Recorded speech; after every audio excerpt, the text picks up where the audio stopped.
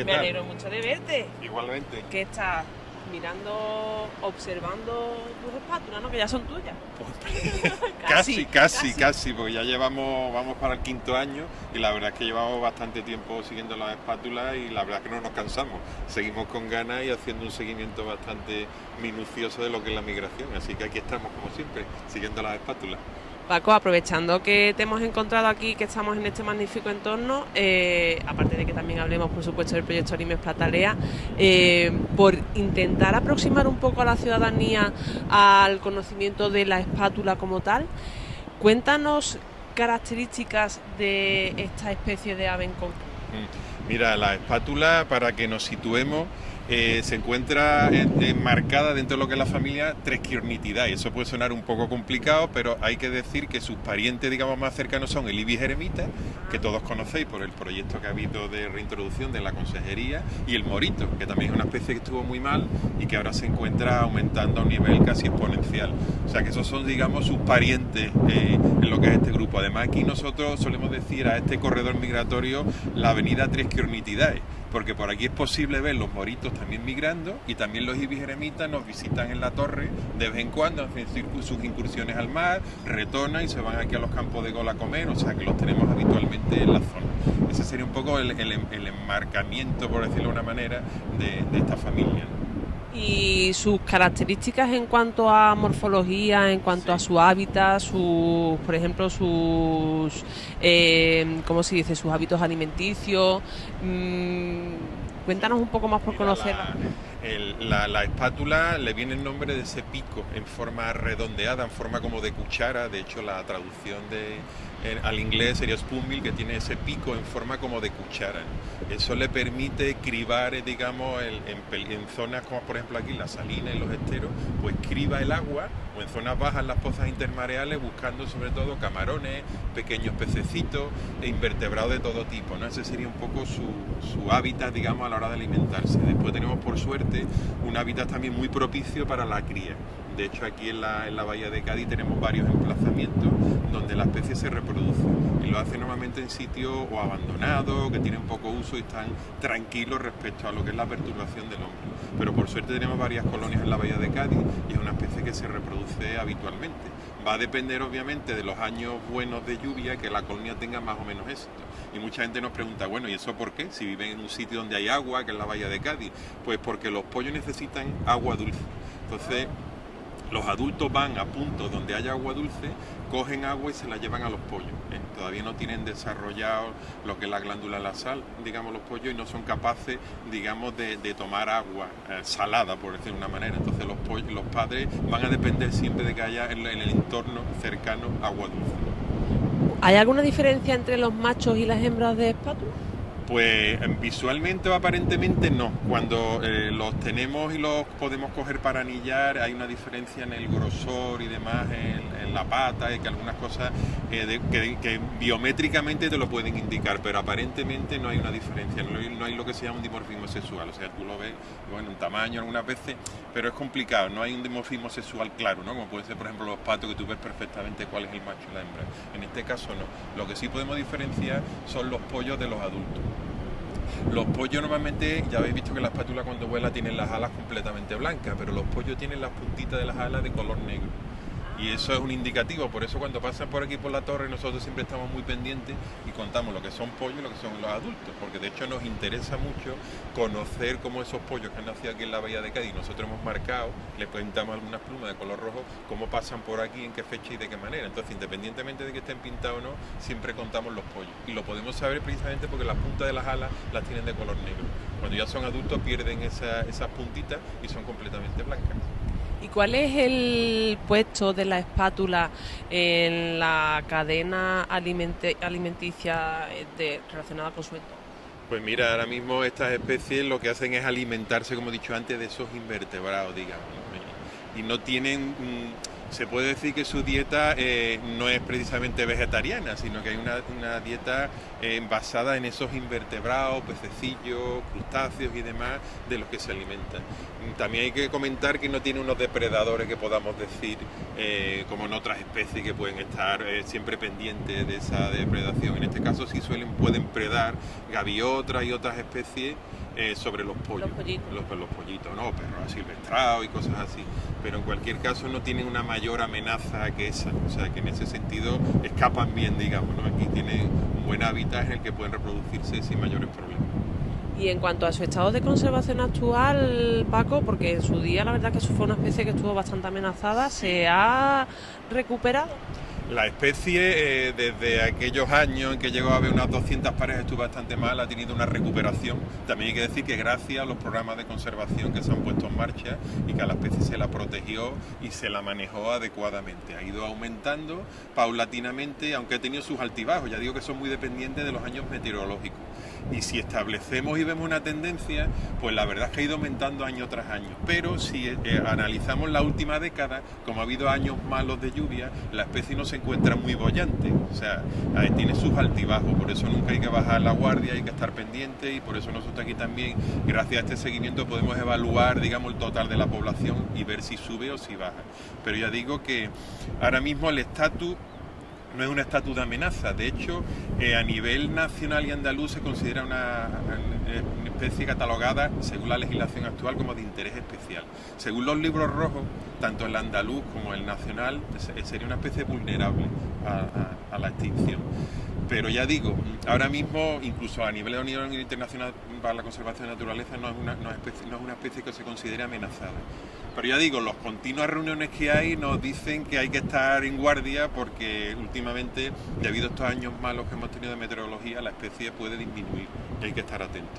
Los libros rojos, para que lo entiendan los espectadores y las espectadoras que nos vean, son como libros en los que aparecen especies especialmente amenazadas, ¿no? Que son Claro. redactados por diferentes sociedades, especialistas y administraciones.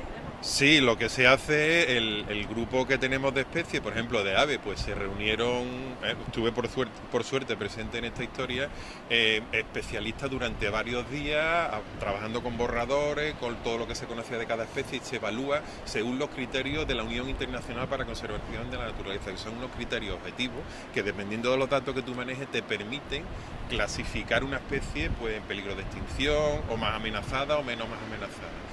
Y en base a eso pues se establecen esas listas que después a raíz de esas listas la legislación, que ya es la ley digamos lo que nos manda, escoge una serie de especies que decide priorizar y bajo la ley digamos, en nuestro caso por ejemplo la ley 8/2003 de Andalucía y demás, pues se decide que estas especies hay que protegerlas, ¿no? Incluso hay que pasar y elaborar planes de conservación y de gestión de esas especies. Y por matizar, cuando hablas de que en su momento llegó a haber solamente 200 especies, 200 parejas, ¿estamos hablando de 200 parejas de espátulas en el mundo o 200 parejas de espátulas en Europa, digamos, mayormente, ¿vale? La zona, sobre todo Holanda y demás, y aquí también hubo un grupo más o menos similar, pero estuvo en un momento bastante malo, digamos. Entonces eso se dieron cuenta a nivel nacional europeo y se empezaron a emprender medidas, reuniones y demás, se catalogó a la especie y en todas partes pues empezó a luchar, digamos, por la conservación de esta especie. Y la verdad que ha surtido efecto. ¿Podemos encontrar espátulas en los dos hemisferios? Mira, Y en la las dos espátula es una especie que se encuentra presente en todos los continentes, excepto en la Antártida. Aparte de la espátula que nosotros conocemos, hay otras 5 especies, ¿vale? Pero lo que es la espátula nuestra, que se llama espátula euroasiática, porque está presente en Europa y en la zona de Asia, ahí tenemos, dentro de esa especie hay como 4 subespecies, ¿vale? La nuestra es la platalea leucorodia, y esa es la que está presente en todas partes. Después hay otras subespecies que son de menor tamaño, están amenazadas, y también hay que decir que esta espátula euroasiática, está la población bastante fragmentada. Por eso se realizan reuniones de expertos cada X tiempo para evaluar cómo están esas poblaciones y ver si se puede hacer algo o en qué dirección hay que, direccionar los esfuerzos de conservación. Y Paco, cuéntanos, ¿qué tiene de importante la Torre del Puerco en toda la historia de la espátula? Porque nosotros siempre que queremos quedar contigo, el punto de encuentro siempre es la Torre del Puerco. Sí, bueno, como dice Javier Ruiz, que es el otro coordinador del proyecto Los Dos, siempre estamos hablando de la Torre de las Espátulas, que es la Torre del Puerco, porque es un hito importante y un hito que creemos que las espátulas ya lo tienen muy grabado en su memoria como especie, como un hito importante y como un punto de referencia cuando deciden cruzar por aquí hacia África. O sea, que cree que pensamos que es un punto de referencia, porque como sabéis, esta torre tiene mucha historia, lleva aquí ya muchos años y ya creo que queda en la memoria de las espátulas. Además, porque este sitio es el sitio donde se puede ver perfectamente cómo pasan las espátulas hacia África. Bueno, hay que recordar que desde Cabo Roche es el punto del salto, pero aquí en muchos casos, y dependiendo de las condiciones, también salta y pasan todas por aquí, con lo cual es una especie de embudo, digamos, en el que podemos visualizar a todas las especies. Y es un hito reconocible e importante. Para ella es una referencia visual. Sí, como otra. Y para vosotros fue un descubrimiento científico que además hemos venido siguiendo con ustedes en los últimos 5 años, que fue cuando empezó el proyecto. Y bueno, me gustaría que lo explicaras tú, ¿no? Básicamente, pero vamos, la idea es que conseguisteis descubrir una ruta migratoria que hasta aquel momento era desconocida o se pensaba que era por otro lado. Claro, es que había cosas que parecían increíbles, pero que un gran vertebrado como este no se conociera por dónde pasaba. Nosotros veíamos las espátulas aquí y las veíamos en África, pero nadie sabía porque no las veía, digamos. Pensábamos, había 2 hipótesis de trabajo: o cruzaban por la noche en el estrecho de Gibraltar y no se veían, o cruzaban en un punto anterior al estrecho de Gibraltar. Entonces empezamos a indagar y desde aquí, desde la playa de Una Toalla, que fue como se descubrió, se llegaron a ver incluso en un día 1000 espátulas. Claro, empezamos a preguntar a la gente que trabaja en el estrecho, a los compañeros de la Fundación Migre, a otros investigadores de la estación biológica, en fin, empezamos a atar cabo y vimos que bueno, si estas espátulas estaban aquí, estaban pasando por aquí, no pasaban por el estrecho, estábamos delante de un descubrimiento importante, porque por fin habíamos descubierto un nuevo corredor donde las espátulas saltaban directamente a África, que es desde aquí. Por eso le llamamos corredor migratorio playa de la Barrosa Cabo Roche. En esta franja estrecha de costa es donde todas las espátulas saltan directamente hacia la costa atlántica de Marruecos, a África, en resumidas cuentas. Cuando hablamos del salto y de la ruta migratoria de la espátula, ¿podrías hacernos un recorrido desde dónde vienen las espátulas, hasta dónde llega, qué significa saltar y a dónde va? Ajá, mira, normalmente las espátulas vienen, por decirlo, del norte de Europa, principalmente los principales cuarteles que tienen de cría y de cría principalmente están en Holanda, ¿vale? Después jalonan, digamos, toda la costa atlántica, llegan a la península ibérica y bien el 80% decide cruzar la península, digamos, tal cual, y otro 20% bordea por la costa de Portugal. Una vez que llegan aquí al suroeste de Andalucía, digamos, las de Doñana, Bahía de Cádiz, todas llegan hasta aquí y de aquí hacen el salto hasta la costa atlántica de Marruecos, en África, y se dirigen a Mauritania y Senegal. En Mauritania al Banco de Arguín, en Senegal también hay una extensa zona, planicies intermareales y demás, que es donde normalmente pasan el invierno, ¿vale? Y cuando hablamos del salto, ¿ese salto también implica que ya no descansan desde aquí hasta allí o no tienen nada que ver?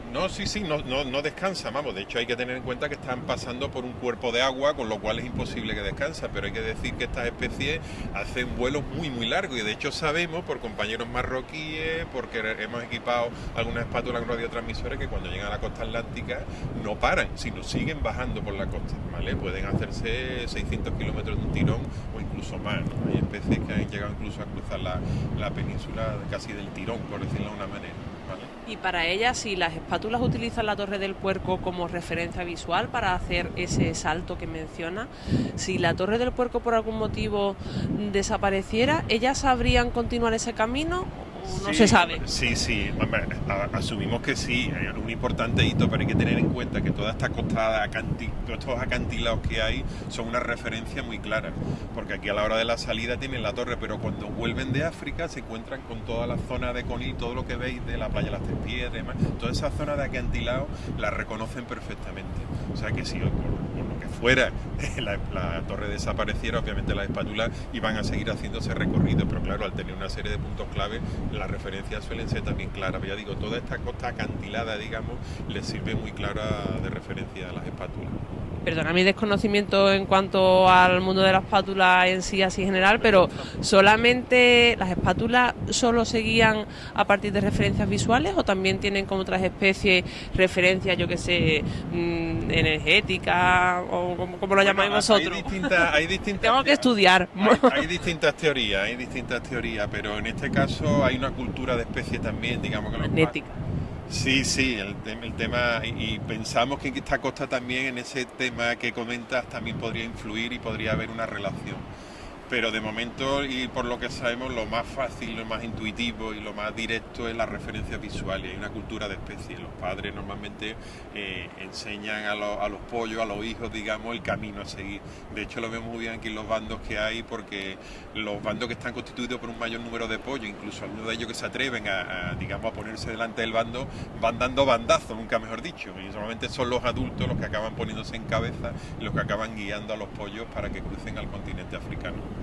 ¿Cuál es la relación que tienen los padres con los pollos? ¿Dura mucho tiempo o termina de temporada en temporada? Como casi la mayoría de las especies hay un tiempo en el que están cebando a los pollos, pero ya a partir de una serie de semanas ya los padres digamos que rehuyen un poco para que el pollo vaya aprendiendo a buscarse la vida. Bueno, pueden ir juntos a la zona donde se alimentan, van en esos pequeños bandos, pero hay momentos en que los padres ya no alimentan a los pollos, precisamente para que ese pollo que está creciendo aprenda a capturar las presas de las que se tiene que alimentar. Pero sí es verdad que después lo vemos todos aquí cruzando. Esos pollos que han nacido, que están ahora, digamos, creciendo, los vamos a ver este verano pasar por aquí ya. Con sus padres ya van a ser independientes y van a cruzar hacia la costa marroquí.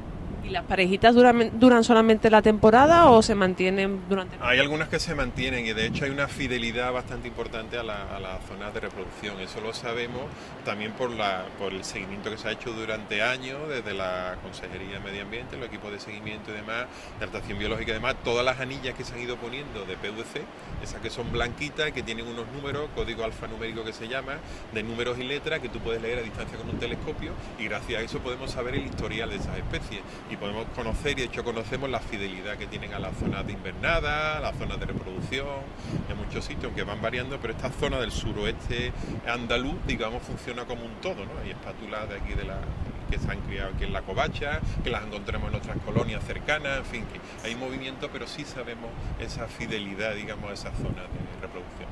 Paco, estamos a punto de empezar la quinta temporada del proyecto Limes Platalea, que yo lo tengo marcado porque yo me tiré el primer verano, me tiré todo el verano entero diciendo Limes Patalea, Limes Patalea, Limes Patalea, hasta que me di cuenta que lo estaba diciendo mal.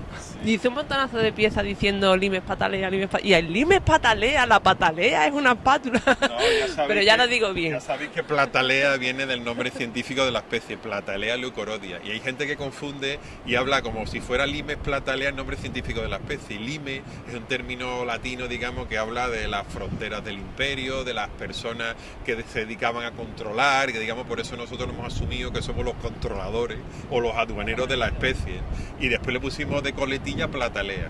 Recordemos que el nombre científico de las espátulas es Platalea leucorodia, entonces le pusimos Lime y la coletilla la Platalea, y de ahí viene un poco ese nombre, ¿no? La hipótesis de la que partía y ya está perfectamente demostrada, que era la de que el salto se producía a partir de la Torre del Puerco, pero la investigación, las observaciones continúan, ¿verdad? Sí, es un proyecto que no tiene fin, es un proyecto a largo plazo y además lo que nos interesa, cuanto más años tengamos, mejor vamos a poder establecer las tendencias de la población. De hecho, hay que decir que en las conclusiones del último workshop que se ha realizado en Francia, que presentamos ahí los resultados de estos 4 años, ha quedado recogido en las conclusiones que este es un corredor muy importante, este nuevo descubrimiento, para conocer con precisión los totales de la especie, y nos va a servir también para utilizar a la especie como un modelo para poder estudiar problemas de migración. Entonces, ese estudio a largo plazo nos permite conocer tendencias de la especie, si la especie va mal, si la especie va bien, porque nosotros vamos a saber cuántos pasan y vamos a poder contabilizar perfectamente cuántos individuos hay en la población del Atlántico Este, digamos. ¿Y sigue siendo bienvenida la presencia de voluntarios y voluntarias siempre, para hacer las observaciones? Siempre, además en breve volveremos a hacer una llamada importante para que todo aquel que quiera participar contacte con nosotros. Es muy sencillo porque poniendo simplemente en Google Limes Platalea va a aparecer el blog y ahí hay un teléfono y un correo electrónico y ahí pueden perfectamente contactar con nosotros. Además que incluso en la Torre del Puerco habréis visto que tenemos ya una cartelería que gracias al Ayuntamiento de Chiclana, también gracias al Ayuntamiento de Conil, pues hay una cartelería en la que te indica la forma de contactar y el correo electrónico. O sea, es muy sencillo, es limes.platalea@gmail.com. O sea, es muy sencillo. Paco, ¿me va a dejar mirar por la mirilla? Hombre, claro, para eso está. Pero prometo que solamente voy a mirar al cielo. Vale.